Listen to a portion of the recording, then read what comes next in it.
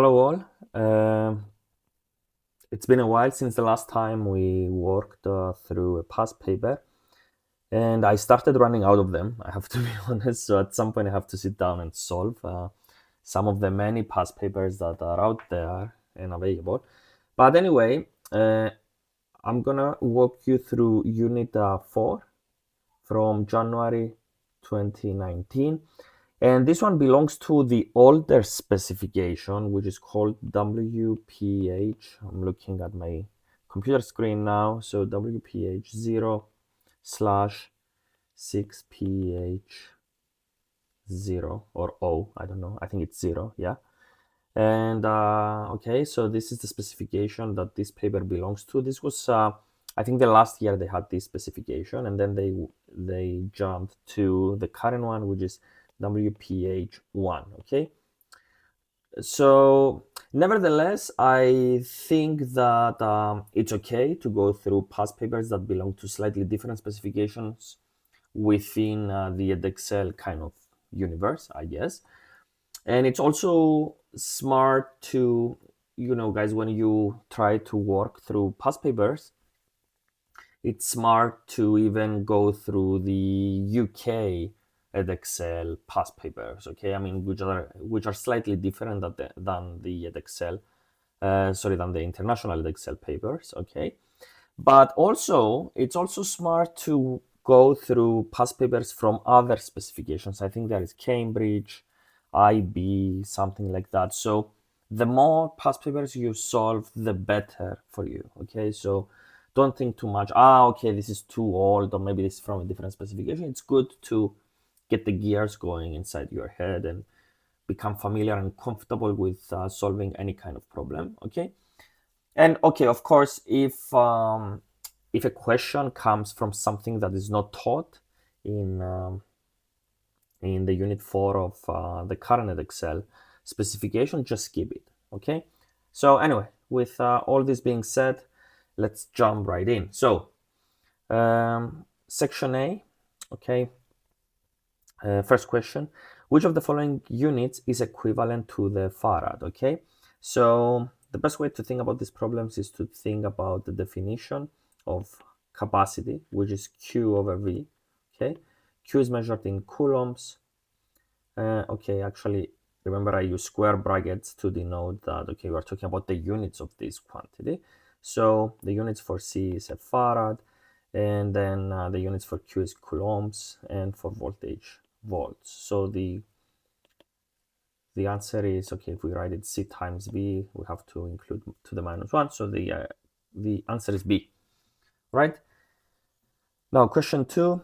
A potential difference V is applied across two identical capacitors of capacitance C connected in series. Which of the following expressions is the total energy stored on the capacitors, okay? In the current specification, this is not taught, okay? But I think it's good to know what connecting capacitors in series and in parallel means. So in series means something like this, okay? And the formula for capacitors in series is that 1 over the total capacitance of the system is 1 over C plus 1 over C. So 1 over C total is 2 over C. So C total is C over 2, okay? And a good rule of thumb is to remember that, okay, a capacitor is really just two parallel plates, right? So if I connect them in series, I lose capacitance because I only have this plate and this outer plate, kind of, okay? So that's the way to think about it. Whereas if you have them in parallel, okay, so if I connect capacitors in parallel like this, then the total capacitance of the system is whatever this plate is plus this plate, and then this plate and this plate. So we increase, you see the point? Like we have more surface available to us when we connect them in parallel, whereas when we connect them in series, we have less surface area available to store charge, right? I hope this makes sense. I think I discussed this in the video about capacitance, so go watch the video. So anyway, so if the total capacitance is C over 2, then the total energy stored is actually, let's denote it by E because it's energy. They change the interface of Goodreads every other day. It's crazy. Okay, so I have to keep searching where the tools are. So anyway, so E is 1/2 times the total capacitance times V squared. So we have 1/4 CV squared. So the answer is A. Okay, so it took me a while. I don't know why. So anyway, let's move on. Question 3, again parallel plates. Okay, 3 in a row. Okay, so two parallel conducting plates are separated by a distance d. A potential difference V is applied between the plates and a charge Q is placed halfway between them as shown. Which of the following gives the magnitude of the force acting on the charge? Okay, so we have to remember that the force exerted on a charged particle from an electric field is given by Q times E, right? So we have already Q there, and then E, the electric field for parallel plate capacitors, okay, it only works when they are parallel, is equal to the voltage over the distance. So if we combine all this, we find QV over D, and the answer is D. Okay, and let me go to the back of the paper to show you something now that we are at it. Okay, we need unit 4. Okay, good. So this is unit 4. Even if you knew nothing about this, okay? So if you go here where it says fields and read the formulas, you will see that the electric field is V over D, so a voltage over distance. So that must be, even if you don't know anything about physics, that you should think that, okay, this must be the electric field of parallel plates because they say this is electric field. Okay, now they also say that the electric field is force over Q, right? So that's force over Q. Okay, so therefore force is QV over D without knowing anything about parallel plates and all this nonsense. Okay, it's crazy that you can just work out from the formulas. Work things out from the formulas, I'm sorry. And the other electric field they show there is the electric field of a spherical charge. So either a point or a sphere that is charged, okay? So anyway, let's go back. Okay, let's close this. Right, question 4, again, it's current, okay? Okay, a current carrying wire is placed perpendicular to a magnetic field of magnetic flux density 0.05 teslas. The length of the wire in the field is 10 centimeters and the force on the wire is 2 times 10 to the negative 3 newtons. Which of the following is the current in the wire? Okay, so this is a classic application of FB. F is B times I times L, and we are interested in the current, so F over B times L. Okay, the force is 2 times 10 to the minus 3 newtons. Then B is 0.05 teslas, and the length is 10 centimeters, converted to meters is 0.1 meters, so we have Tesla meters. And if we work this out, we find 0.4 amperes. Okay, which is D. Okay, right. Question 5. Which row of the table shows the quark structures of a meson and its anti-meson? Okay, let's see. First of all, again, you have to sometimes you can eliminate options. So for example, C and D are completely wrong because only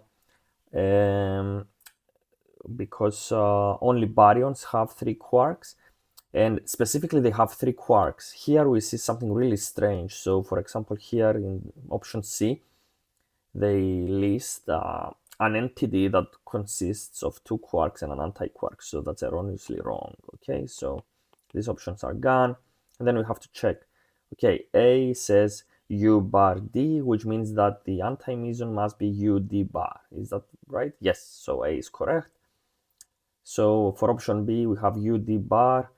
The anti-meson will be U bar D. So this is wrong. Okay, so the answer is A. Okay, question 6.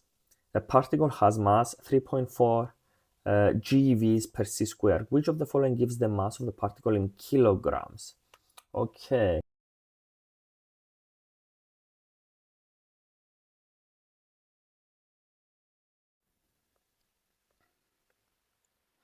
Okay, question 6. A particle has mass 3.4 GeVs per c squared. Which of the following gives the mass of the particle in kilograms? So, this comes from the fact that delta, oops, don't know how I ended up with that pencil.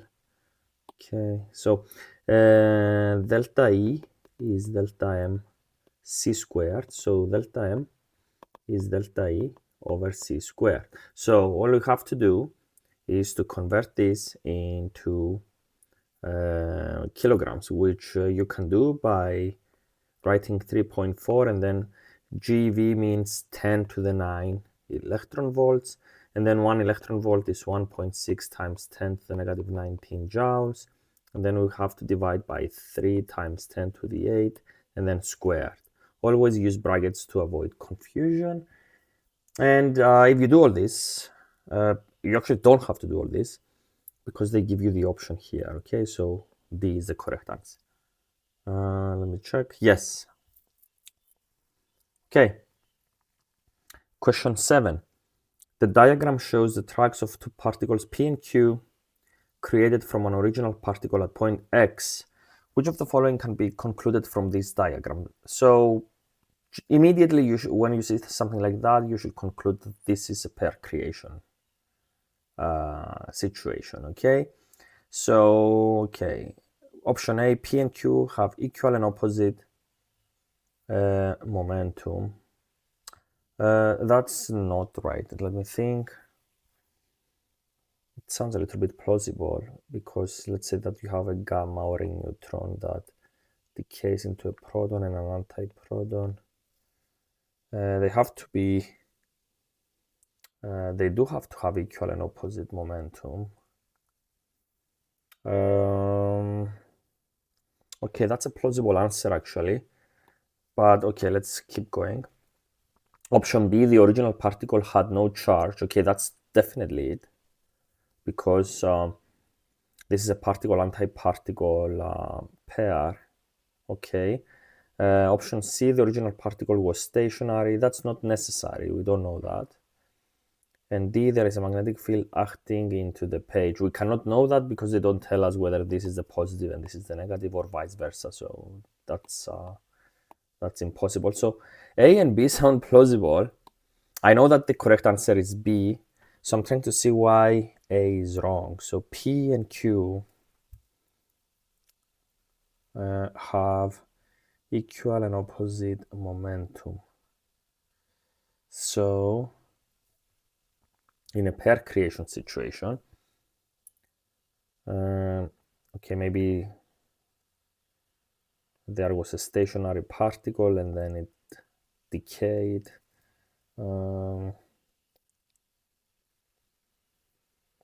I don't know. For some reason, actually, let me check the mark scheme. I have it here in front of me on my laptop. I should have had it here on my iPad, but okay. So let's go to 6.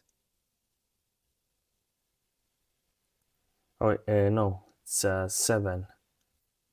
Okay, the only correct answer is B. This shows pair production from a gamma photon in the presence of a massive particle with no track until X. A is not correct because the particles do not move in opposite directions at point X. That's not convincing. Okay. All right, so B is the correct answer for sure. So let's move on. We have to, let me flip my pages here. So question 8. The drum of a washing machine rotates at the rate of 1200 rotations per minute. What is the angular velocity in radians per second? Okay, so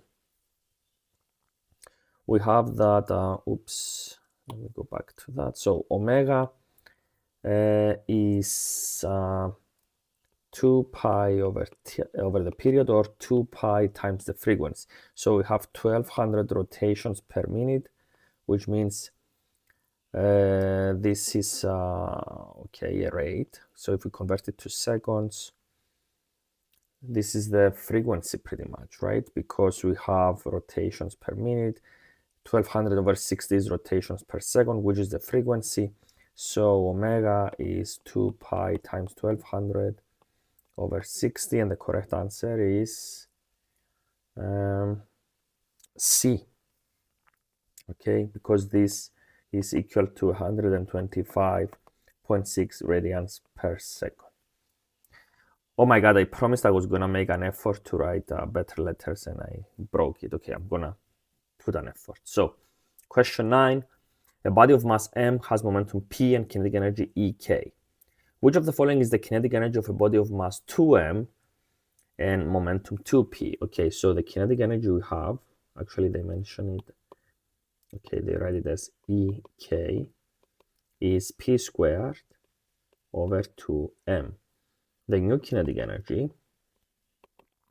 is 2p squared over 2 times 2m, and if we work this out, we find 4 times 2 and then p squared over 2m. So this cancels and we get a 2. So we get 2 times the original kinetic energy, which is B. Right? Now, question 10. Electrons can be used to investigate atomic nuclei. Which of the following is not a reason why electrons can be used for such an investigation?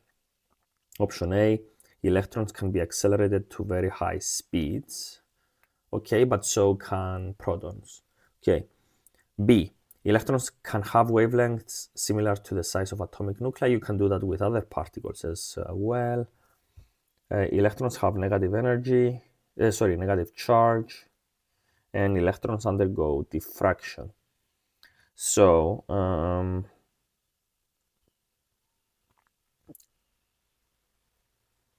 wait a second, I'm confused. So, electrons can be used to investigate atomic nuclei. Which of the following is not a reason why electrons can be used for such an investigation? Okay, so electrons can be accelerated to very high speeds. That's true, so yes, that's a reason actually.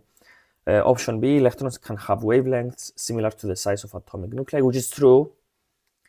Electrons undergo diffraction, that's true. So C, electrons have negative charge, so you can use positrons or something else. So that's not the reason why they are used. They are used for the other 3 reasons. I'm sorry I got confused. Okay, I'm sorry. Teachers get confused as well, okay? So, moving on, question 11. The photograph shows an aeroplane which is powered by 2 engines. When the aeroplane is cruising, air enters the engines at a speed of 252 meters per second, okay? And is ejected at the higher speed, providing the thrust for the aeroplane. The mass of air ejected by one of the engines in 1 minute is 34,600 kilograms. The total thrust provided by the engines is 138 kilonewtons. Calculate the speed relative to the aeroplane at which the air is ejected by the engines. So, okay, this is a little bit complicated. So we have the velocity is 252 meters per second, and then we are given that we have 34,600 kilograms per minute of air is ejected. Okay, that's the rate of air ejected. So thrust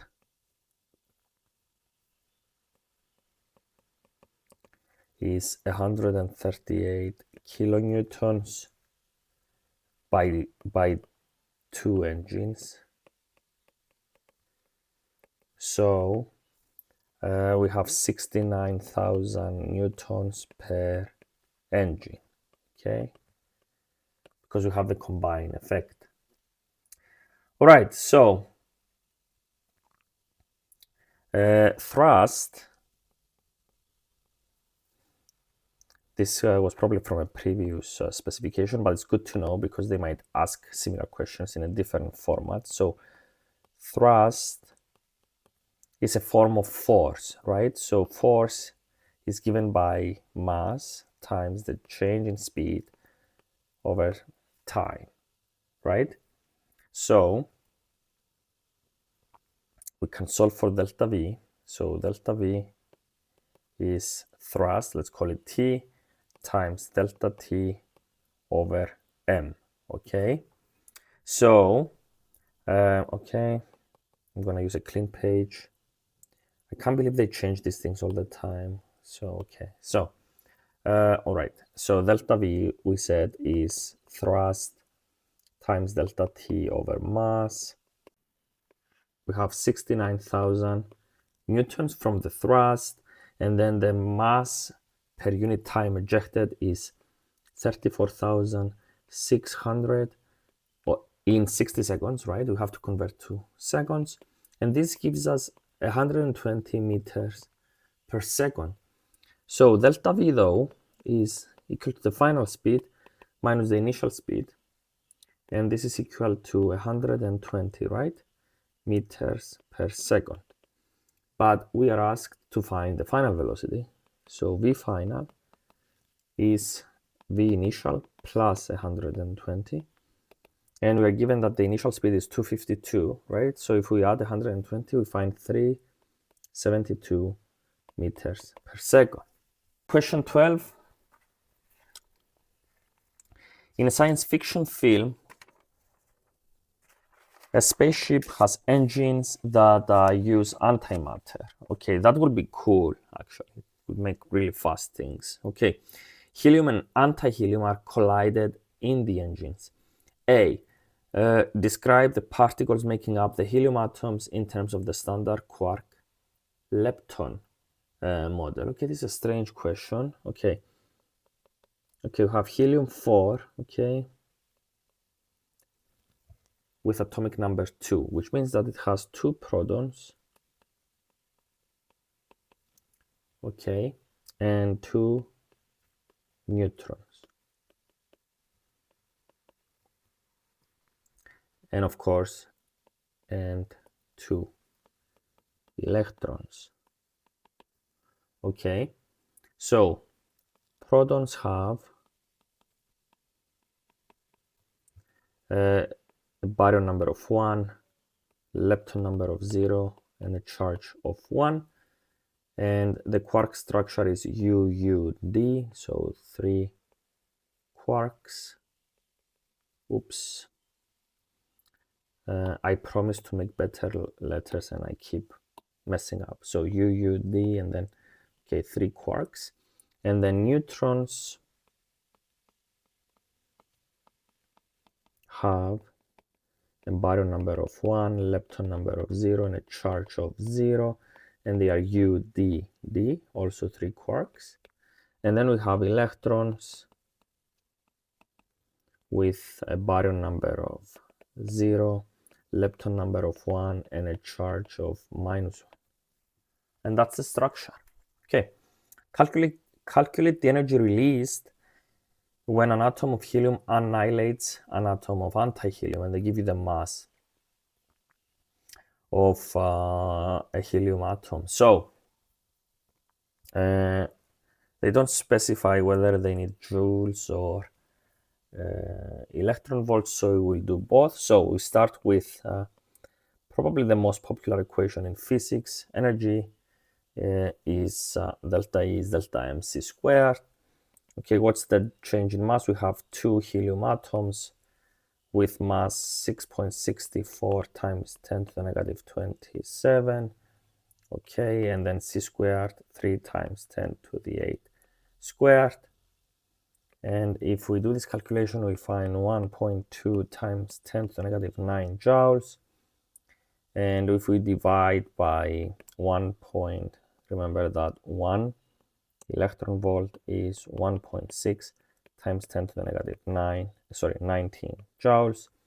So if we divide this with 1.6 times 10 to the negative 19, we find 7.47 GeVs.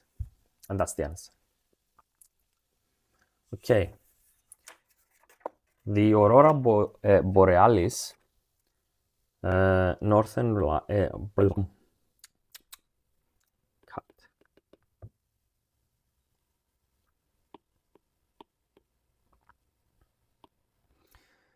Okay, question 13. The Aurora Borealis northern lights are colorful visual displays seen above the North Pole of the Earth. They are created by interactions between air molecules in the upper atmosphere and charged particles from the solar wind captured by the Earth's magnetic field. A. The aurora also produces radio waves. Charges following a circular path emit electromagnetic radiation at the frequency of their circular motion. Show that an electron with a speed of 400 kilometers per second will emit radiation with a frequency of about 200 kilohertz if it is moving perpendicular to a magnetic field with magnetic flux density 6.8 microteslas.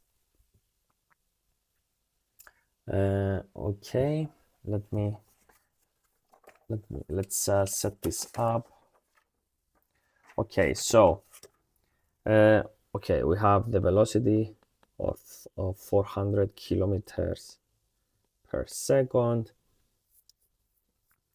and we have to show that the frequency is 200 kilohertz, and B is 6.8 microteslas. Okay, so first of all, since there is a circular motion, we know that Q times V times the magnetic field must be equal to the centrifugal force, mv squared over r. We can cancel one of these v's, so r is mv over qb. Okay, so first of all, we need to find this radius so that we can calculate the frequency. Okay, so if we plug everything in, the mass of one electron is 9.1 times 10 to the negative 31 times 400,000 meters per second over 1.6 times 10 to the negative 19 times 6.8 times 10 to the negative 6, which is the magnetic field, gives us 0.33 meters. Okay, so this is the radius of revolution, like in the magnetic field of the Earth for these electrons. Okay, then we have to remember that velocity is equal to omega times the radius, right? And we just calculated the radius, okay? And omega is 2 pi times the frequency, right? So solving for the frequency yields V over 2 pi r. And if we plug numbers in, we find 400,000 over 2 pi times 0.33. This will give us 190,077.5 hertz, which is approximately 200 kilohertz. Okay, part B. Cosmic ray particles entering the Earth's magnetic field follow spiral paths through the atmosphere. In the region of the North Pole, the magnetic field is vertically downwards. The diagram shows an electron entering a section of uniform magnetic field. Explain why the electron follows a clockwise spiral path downwards as seen from above. All right, first of all, let's analyze the velocity of the electron into a component that is parallel to the magnetic field and a component that is perpendicular to the magnetic field. Okay, so we can immediately write that the component, I promised to write better letters, so the component of the electron's velocity that is parallel to B experiences no force. Okay.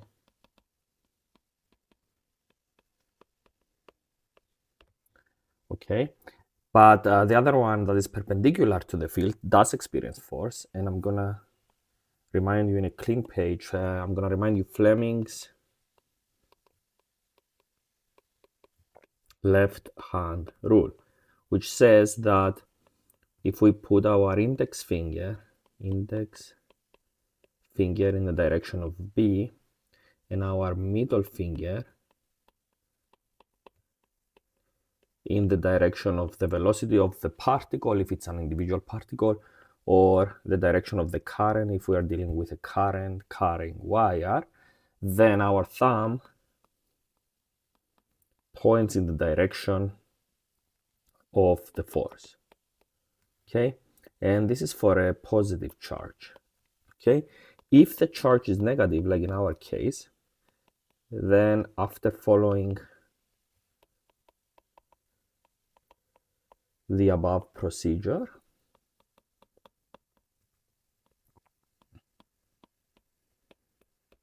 we flip our thumb. That's how I do it, at least. So there are probably better ways to think about this, but you know, habits die hard. So we flip our thumb. All right, so with this in mind, let's go back to the page, okay? And in the if we use the plane of the page that we see here, and we point our index finger in the direction of B as we see, so this is B, and this is the direction of the velocity. Let's call it V perpendicular because it's perpendicular to the magnetic field. So if we point our middle finger in the direction of V, then our thumb points outwards, which means that the force is inwards. So let's write this down as well.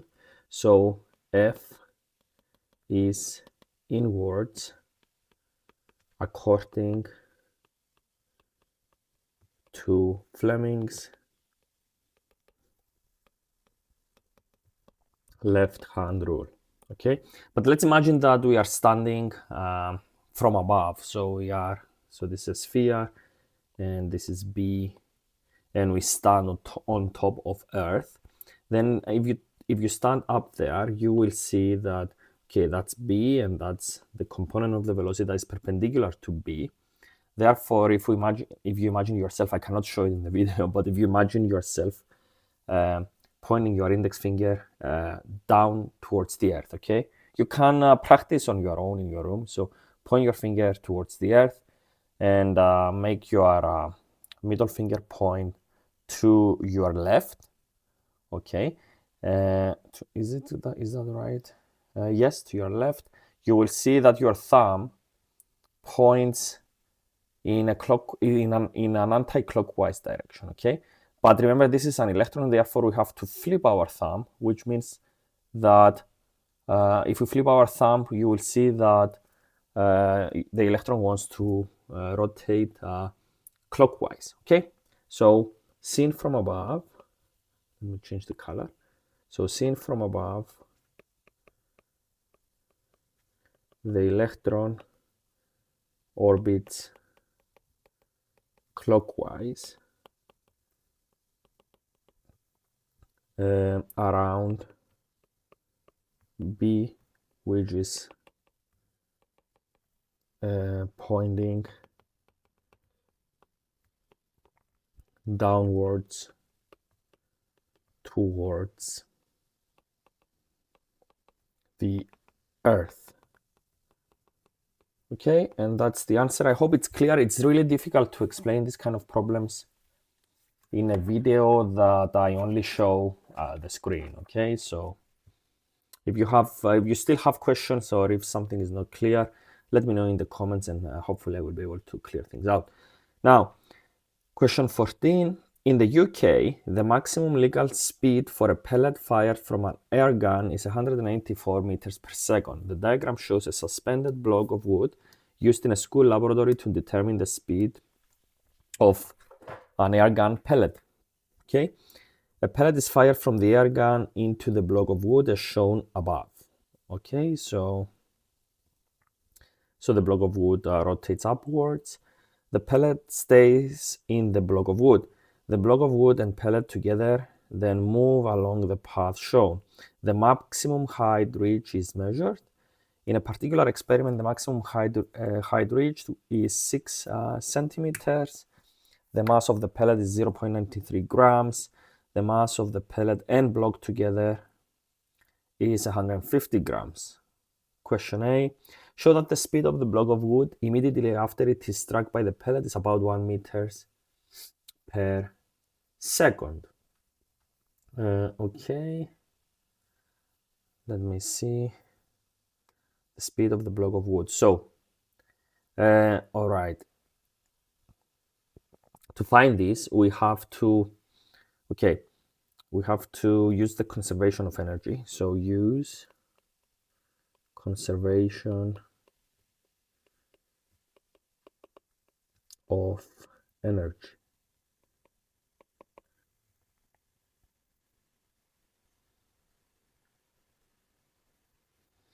So let me think. So the speed of the block of wood immediately after it is struck. Okay, so we have 1/2 the mass of the block plus the mass of the bullet times the velocity of this system together is equal to, so the moment it is struck here, the pellet enters the wood, therefore 1/2 m times the velocity of this thing squared is equal to the potential energy at that height, h. Okay, so this is equal to m of the block plus m of the bullet, okay, times g times h. Okay, this cancels, so it wasn't really needed there. So v is the square root of 2 times g times the height, which is the square root of 2 times 9.81 times 0.06 meters. And this will give you 1.08 meters per second, which is about 1 meters per second. So proved. All right. Part B. Determine whether the pellet is fired at a speed below the maximum legal speed of 184 meters per second. So we have to use conservation of momentum now. So the mass of the pellet times the velocity of the pellet, and by the way, I made a mistake here. So this over here should be P. Okay, I'm sorry. And this should be a plus. Okay, so the velocity of the pellet times the mass of the pellet should be equal to the mass of the block, plus the mass of the block and pellet system. I'm sorry, I don't know why I get confused so much today. So mass of the block times the V of the block. Okay, so what we are looking to find is the velocity of the pellet, which should be equal to the mass of the block over the mass of the pellet times the velocity of the block. And if we enter all values, we find 174.2 meters per second, which is less than 180 meters per second, which is 184. I told you today is not the day. I don't know why. So that's less than 184 meters per second. So below the limit. Okay. Part C. Determine whether the interaction between the pellet and the block of wood is an elastic collision. Your answer should include suitable calculations. Okay, so we need to find the kinetic energy before, and that's 1/2 the mass of the pellet times the velocity of the pellet squared. So that's 14.11 joules. Okay, let's find the kinetic energy after. That's 1/2 the mass of the block times the velocity of the block squared, where the velocity of the block is taken from there. Okay, And if we plug in values, we find 0.09 joules. Okay, so obviously not elastic, so not elastic. Which is what you expect in this kind of collisions. It is not taught, I think, in A level, but these are called plastic collisions. So plastic collisions are situations where the two objects merge after the collision, okay, like in this case. All right, question 15. Okay, the photograph shows a spark coil and device used in early experiments on electricity. People were brave back in the early days of things. So, I mean, imagine the kind of spark you get there. It's crazy. So they mean this, okay? So this is where the spark occurs, okay? At that part over there. Okay, let me erase that. Okay. Right. The diagram shows the parts of the spark coil. So there is an iron core. Okay, and we can read it. A coil of wire P, okay, is wound around an iron core. A second coil S is wound around P. The ends of S are connected to two thin metal rods with a gap G between them, known as a spark gap. Okay, with the switch closed, there is a current in P. When the switch is opened, a large potential difference is produced across S and a spark is observed across G. A. Explain how a potential difference is produced across the ends of S. Okay, so let's write things down. So when the switch is closed,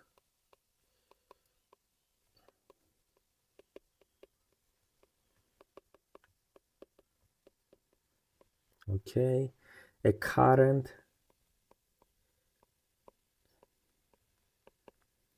passes through P.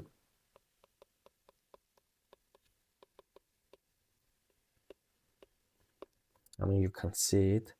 Like if you close the switch, there is a current that passes through this coil P. Okay, let's erase and go back. Okay, and a uniform magnetic field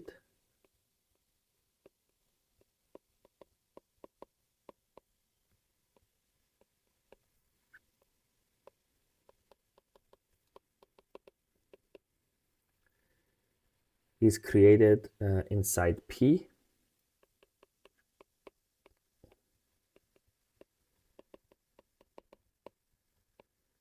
Comma, thus also inside S. Okay, I mean,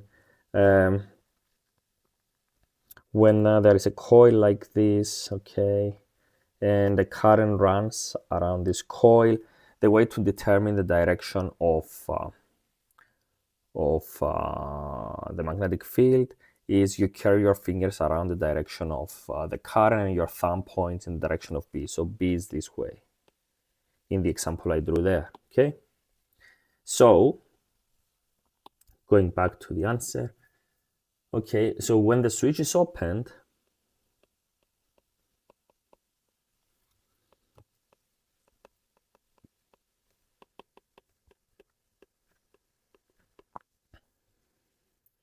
the magnetic flux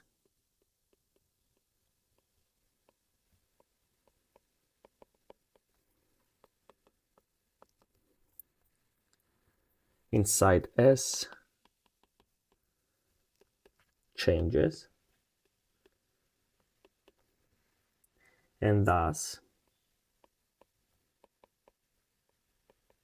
according to Faraday's law,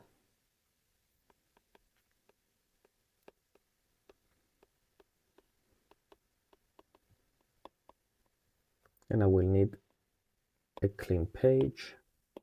According to Faraday's law, an EMF is generated. Okay, and EMF stands for electromotive force. Okay, and E is minus n delta phi over delta t, okay, where phi is B times A. So because S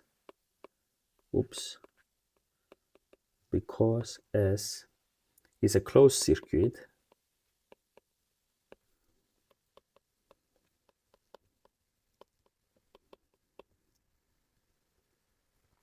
a current is generated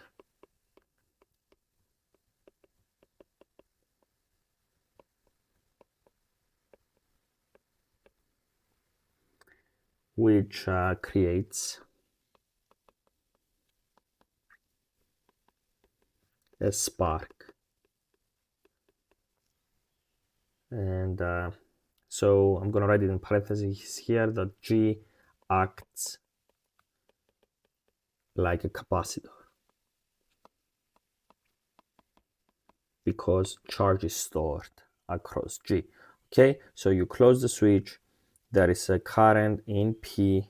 Okay, so let me use a red color. So there is a current flowing in P, which creates a magnetic field B, which is also inside S. Okay, if we open the switch, the magnetic field goes to 0, and because the magnetic flux changes in S, a current is created, which creates a spark in G.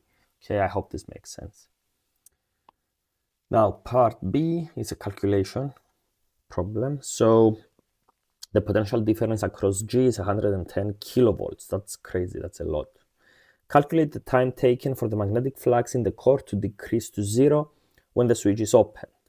So they give you the number of turns in S, the cross-sectional area of iron core, which is 1.4 times 10 to the negative 3 meters squared, and the maximum magnetic flux density, which is 7.4 Teslas, which is also high. So let's start from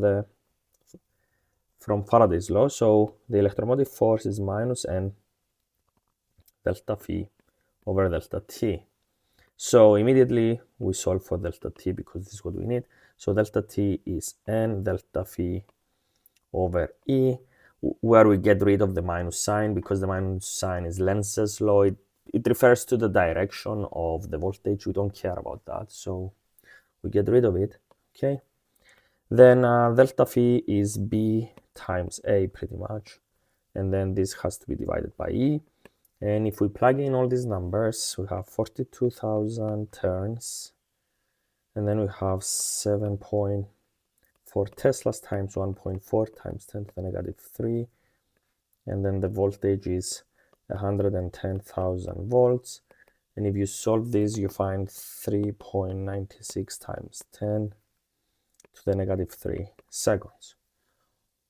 Or you can write 3.96 milliseconds, which is about 4 milliseconds. Okay. Part C, sparks.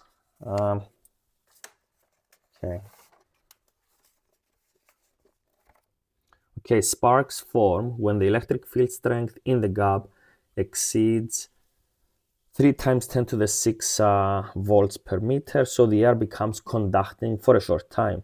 Different spark coils produce different potential differences. The maximum sizes of gap for which a spark is formed for different potential differences are shown in the table. Okay, so they give you the potential difference and the gap size. Explain how the data in the table show that the field in the gap is non-uniform. So, okay, so the way to do this is pretty much, let me think. So divide, you can make an extra table over here.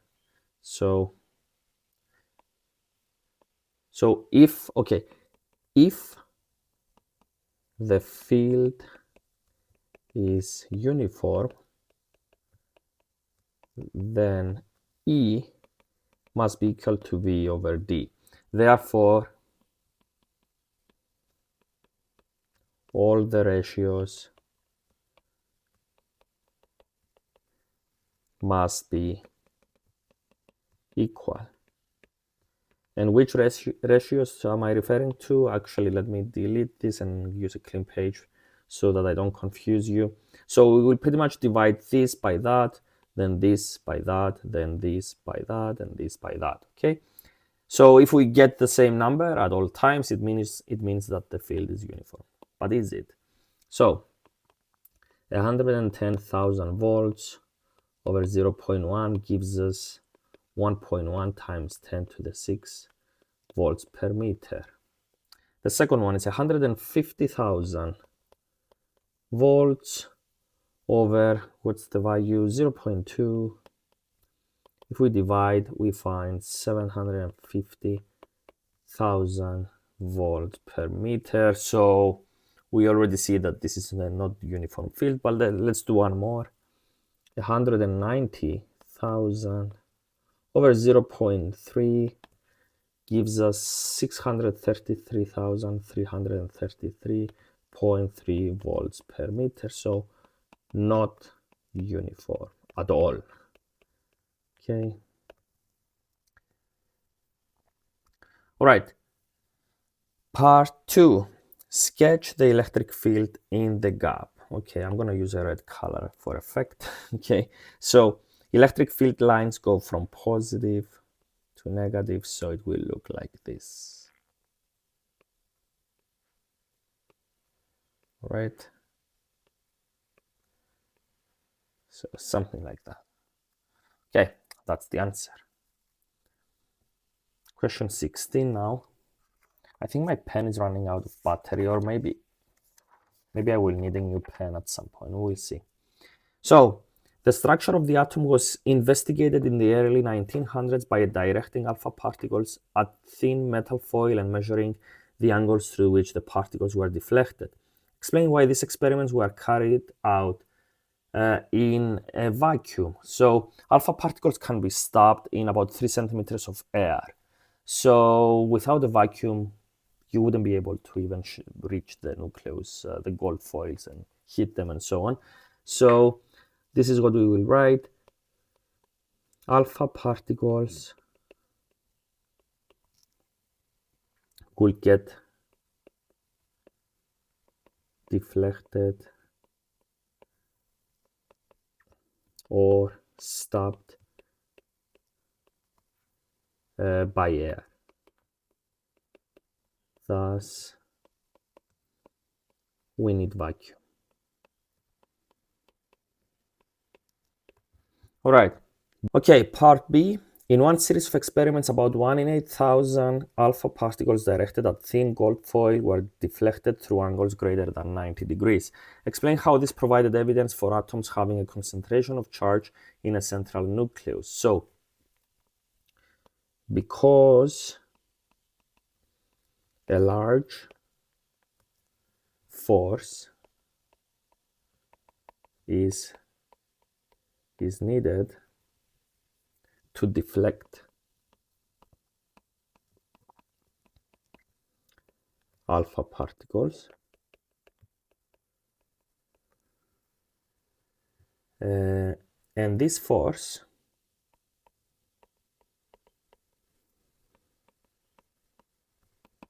is due to the large concentration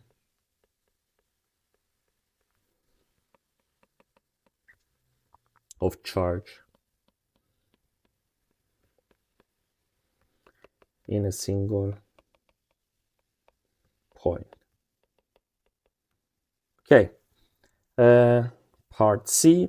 The angle at which the greatest number of alpha particles was deflected for gold was 2.1 degrees. The experiment was repeated for other metal foils. The results are shown in the table. Okay, so for aluminum 0.6, copper 1.1, and okay. Explain the pattern of results in the table. So, okay, obviously, I think aluminum, the Z of aluminum is 13, I think, correct me if I'm wrong. and for gold is 79, something like that. So we can actually go to Google, but I'm feeling lazy right now. So you can, oh, it's written over there. Jesus, I swear I didn't see it. Okay, sometimes I just zone out. Okay, so they do list the proton number. So you see that as Z increases, the angle increases. So higher deflection,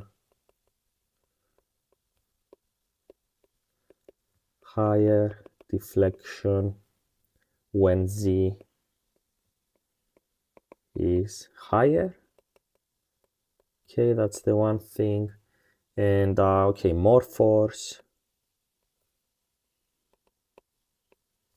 due to higher Z.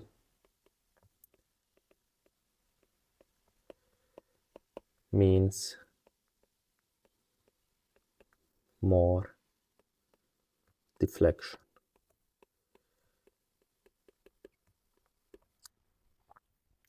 Okay, and then part D. These experiments provided evidence for a nuclear atom.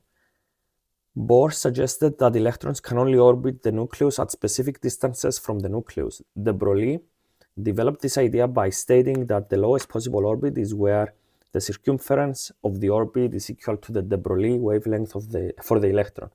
Show by considering the force keeping the electron in orbit around a hydrogen nucleus that this statement is true. Okay, first of all, they give us the radius of orbit. So let's find the wavelength. So lambda is 2 pi r according to de Broglie. So this gives us 3.32 times 10 to the negative 10 meters. Okay. so okay. That's the de Broglie theory. Now the force is mv squared over r, right? But the force on an electron is equal to k times e over r squared, and this must be equal to the centripetal force. So mv squared over r, so these are cancels. So v squared is k e squared over m times r, where m is the mass of the electron. We have to specify it. Okay, so the velocity of the electron will be k e squared over the mass of the electron times r, where r is taken from there, and we find 2.19 times 10 to the 6 meters per second. Okay, and if we use the de Broglie's formula, lambda is h over p, and this should be h over m times v, and we use v from there, we will find 3.33 times 10 to the negative 10 meters. So remarkably similar. So theory holds. Okay. Question 17 is a long paper.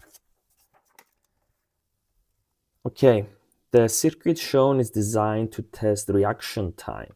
The following instructions will test the reaction time of a student. Hide switch S1 from the student, move S1 to position 1 and wait until the voltmeter reads 6 volts, close switch S2. At random time, move S1 to position 2 so the buzzer sounds. As soon as the buzzer sounds, the student would open S2. Use the new voltmeter reading to calculate the student's reaction time. Okay, so this is a writing problem. So when switch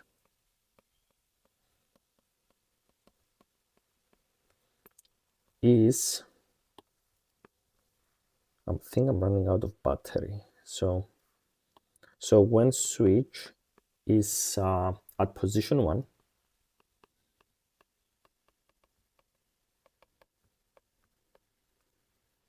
The capacitor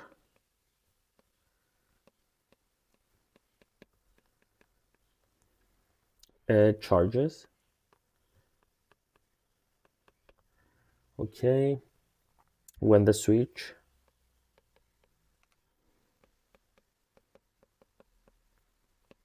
S2 is closed and the switch S1 moves to position 2, comma, the capacitor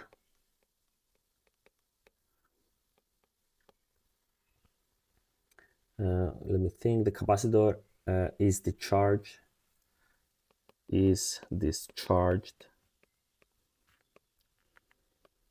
through the resistor.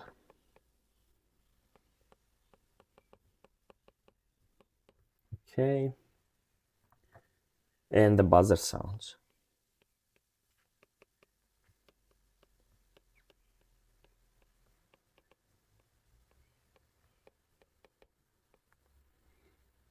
When the switch S2 is opened,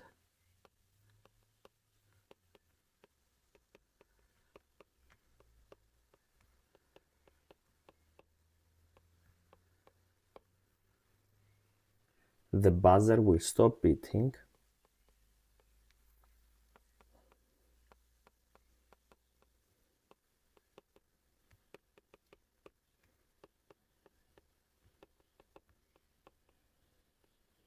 okay, and the capacitor,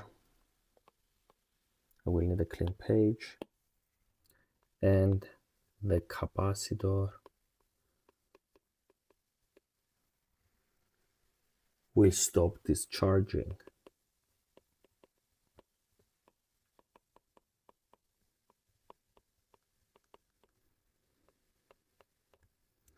Okay, since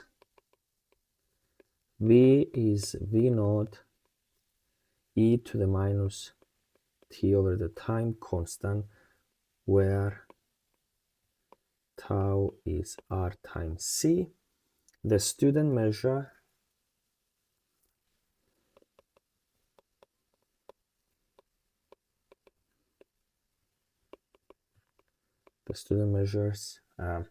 r and c, and knowing V naught is 6 volts, they can calculate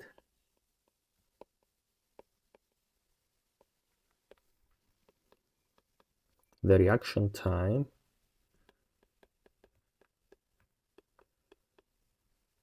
as V over V naught is 1 over e to the t over tau.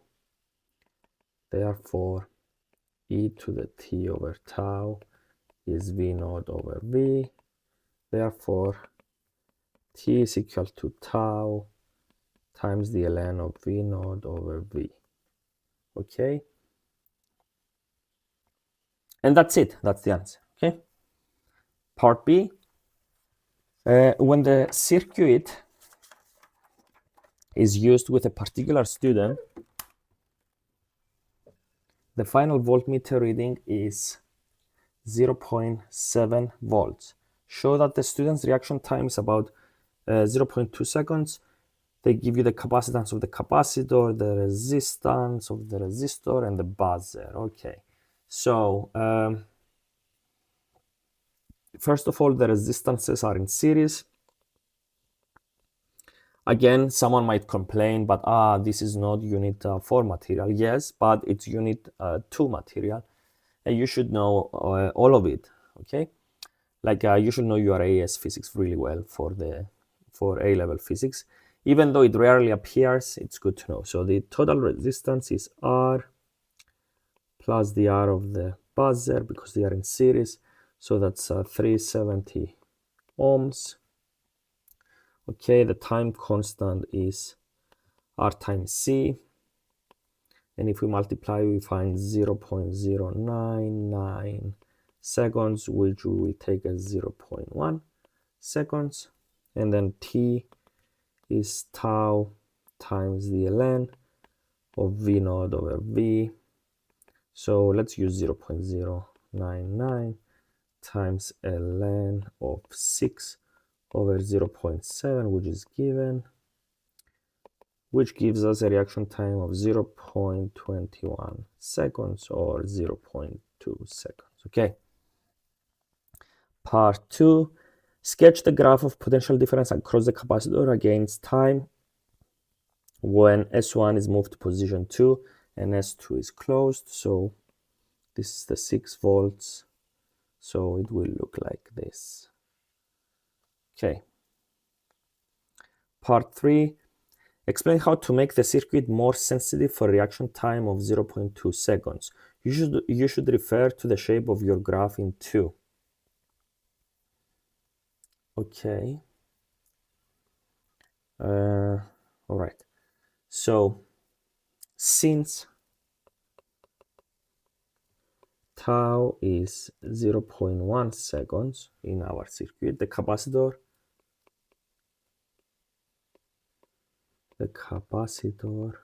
discharges fast.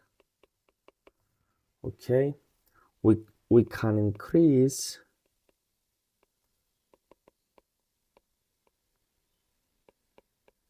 tau, which is equal to R times C, by increasing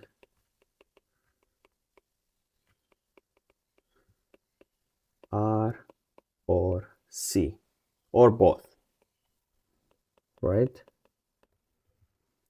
Let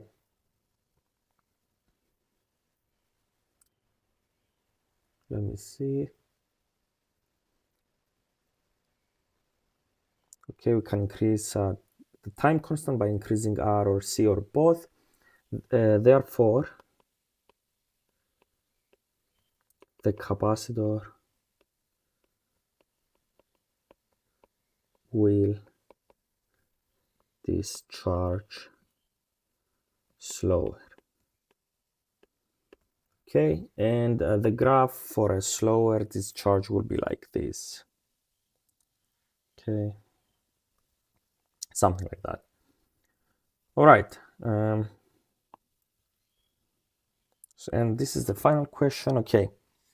The Moscow Meson factory linear accelerator, okay, is used in the production of particular isotopes for medical use.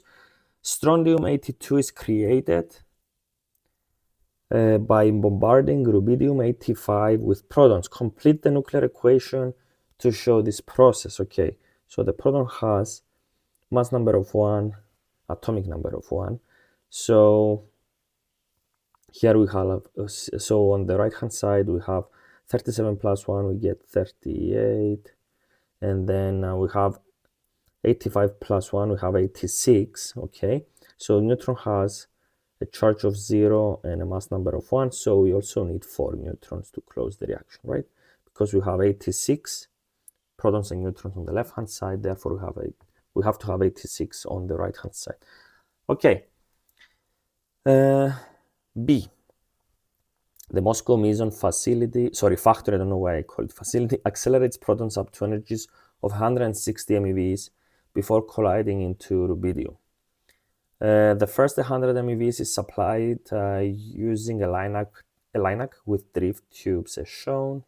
Explain how the linac accelerates the protons. So an AC supply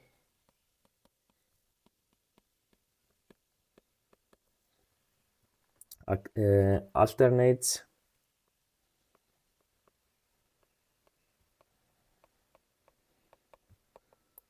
the polarity of the tubes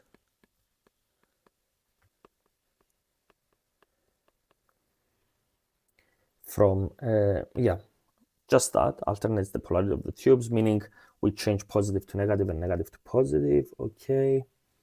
With the first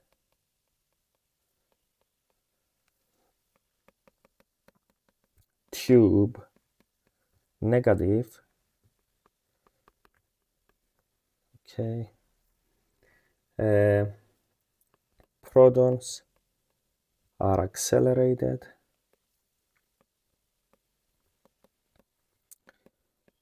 towards the tube, right? I think I'm running out of battery, for my pen, okay? The polarity then changes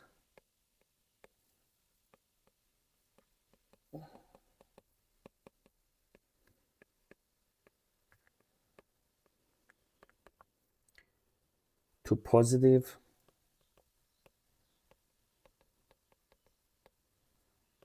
and pushes the proton towards the second tube.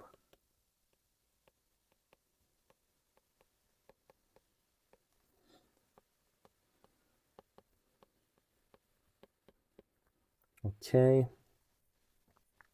This alternating polarity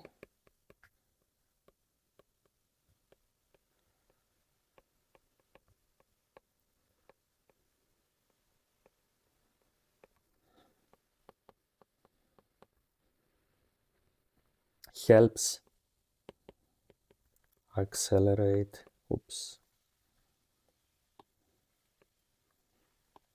helps accelerate the protons, okay, because I will need a clean page, because the frequency of the alternating current is constant,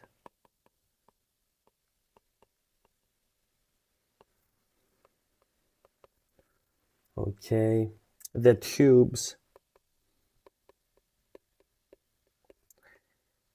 get progressively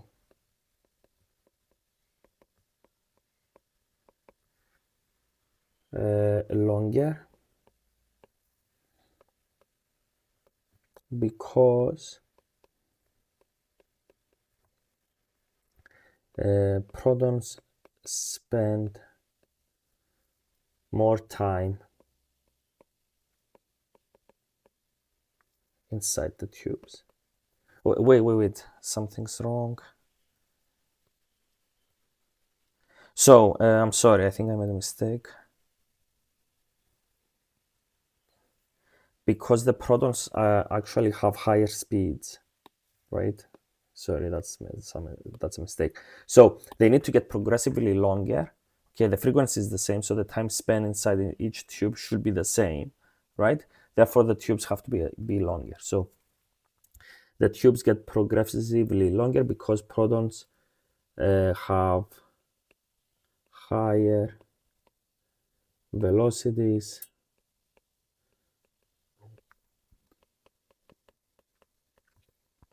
but they must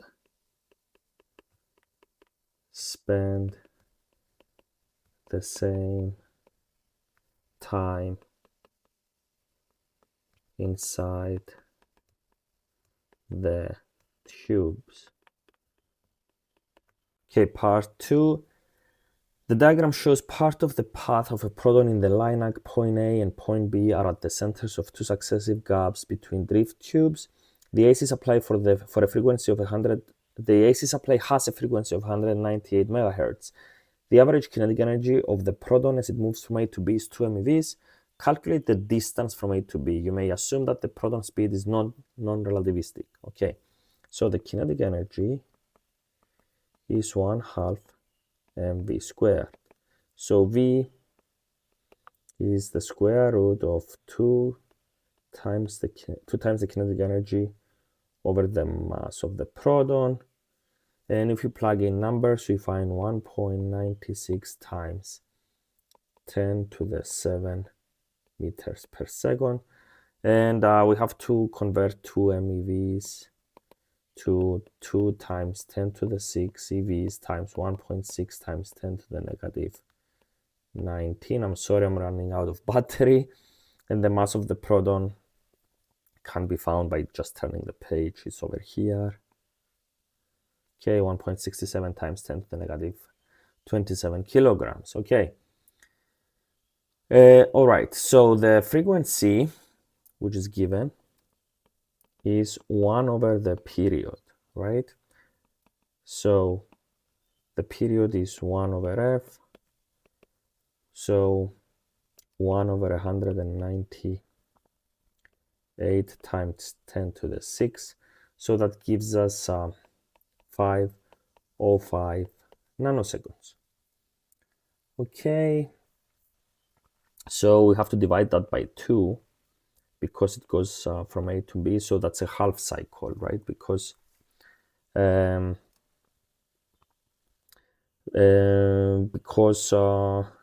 are taking the average, right? So they tell you it's the average kinetic energy, so we have to take the average time, pretty much. So that's 2.53 nanoseconds, and then the distance is simply the velocity times t over 2, which is equal to 0.049 meters, which is 4.9 centimeters. Okay, that's a tiny distance.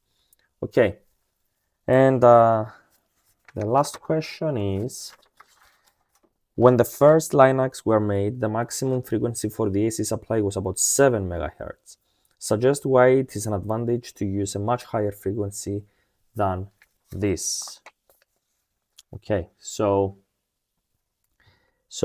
if T is 7 megahertz, then T over 2 is 71.43 nanoseconds, and S, assuming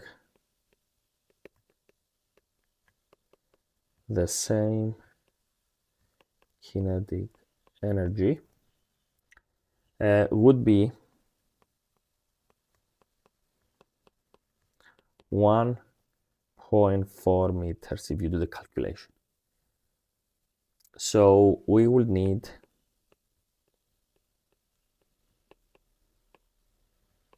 much longer linacs, which doesn't sound good. Okay.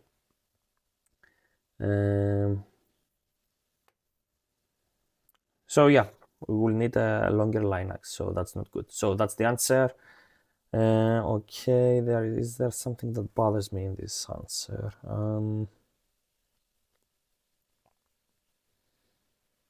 No. Okay, this is it for this video. Please like and subscribe these videos. Let me know if you have more questions in the comment, and hopefully I will make more of this soon. See you guys.